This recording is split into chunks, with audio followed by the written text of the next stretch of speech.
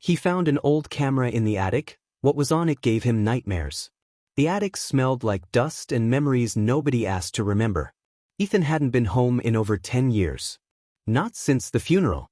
Not since the silence settled like cobwebs in corners no one dusted anymore. He came back for closure.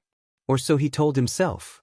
The house had been sold, and this was his last weekend to collect what was his before the new owners came. Most things had already been boxed or thrown out, but the attic, the one place he never touched, remained. The ladder creaked under his weight as he climbed, flashlight in hand. It smelled the same. Dry wood, mildew, old winter coats.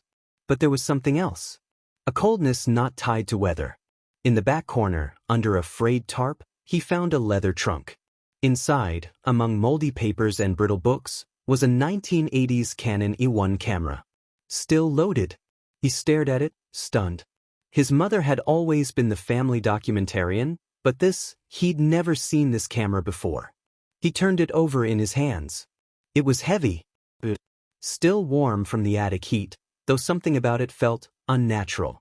He drove to the only photo lab still open downtown, an old place run by a man with a permanent frown.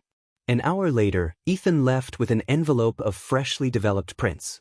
That night, he poured the photos onto the kitchen table. At first, they were typical. His childhood living room, backyard, birthdays, his father stiff in the background. But then came a photo of him at maybe 8 years old, drawing at the kitchen table. Nothing strange, until he looked at the window. There, standing just beyond the glass, was a tall, faceless figure in a dark coat. He blinked. The next photo? The same scene, but now the figure was closer to the house. Then another. And another. Like a sequence. The figure moving frame by frame toward the door. The final photo was inside the house.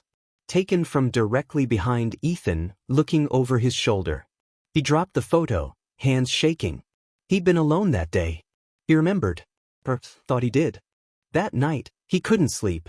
He dug deeper into the attic the next morning, retracing his steps, looking for anything else. A clue, an explanation. Near the rafters, behind a loose panel in the wall, he found it. A shoebox wrapped in duct tape, sealed like someone didn't want it ever opened. Inside were dozens of old Polaroids, some black and white, some color, all of children. None of them labeled. None of them smiling. Some had the same figure in the background.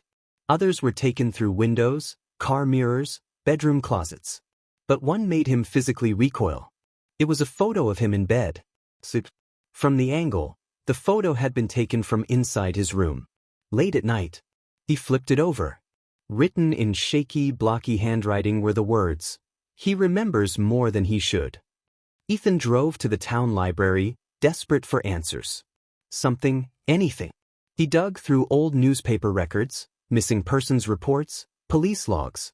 He found 3 strange disappearances between 1985 and 1992, all children. All from the same neighborhood. In every report, there was mention of photographic evidence under review, but no follow-up.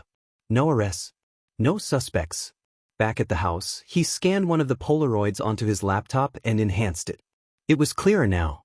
The figure, still faceless, stood behind a group of children at what looked like a park. But behind him was a man, middle-aged, holding a camera. His face blurry, but familiar. It was Ethan's father. He stared at the screen, stunned. His father died when he was 16. They never spoke much. Just rules, chores, and silence. Why would he be in a photo tied to missing children? The next night, the nightmares began. Flashes of camera shutters. Whispers in the attic. The sensation of being watched even after waking. He started to sleepwalk, finding himself in the hallway, gripping the old camera. On the 3rd night, he woke up to the sound of the shutter snapping. It wasn't his camera. He ran to the kitchen. On the table, another fresh Polaroid. Still warm. It was of him. Sleeping. Face twisted in fear. He hadn't loaded film in the Canon. That meant someone else had taken it. It came to him like a memory slipped through time. The basement. He hadn't been down there since he was a child. It was where his father kept projects, but no one was allowed inside. Ethan remembered once being caught at the door and punished so severely he never tried again. He opened the basement door. Cold air spilled out. It smelled like mildew and something metallic. The lights didn't work. He used his phone. Half the basement was empty. But behind an old cabinet, Ethan found a hidden panel, and behind it, stairs. Leading down further. There, in a hidden sub-basement, was a room. Metal walls. A single chair. And hundreds of photos taped to every surface. Most of children. Some of adults, crying, confused. Some faceless. And one photo in the center of the wall. A family portrait. His mother. His father. And beside them, a tall man in black. He had no face.